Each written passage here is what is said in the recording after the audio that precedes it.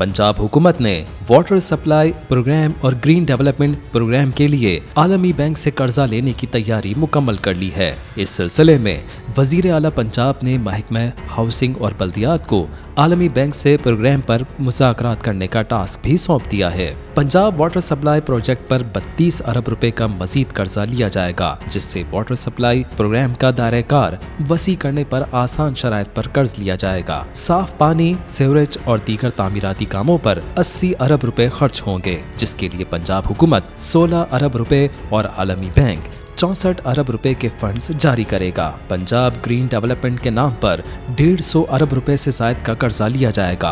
लाहौर समेत पंजाब की दीगर शहरों में 50 इलेक्ट्रिक बसें चलाई जाएंगी। महकमे पंजाब ट्रांसपोर्ट ने फी इलेक्ट्रिक बस का तखमीना 7 करोड़ रुपए लगाया है, जबकि सूबे भर में ट्रांसपोर्ट की बेहतरी के लिए मजीद कर्जों का हुसूल किया जाएगा।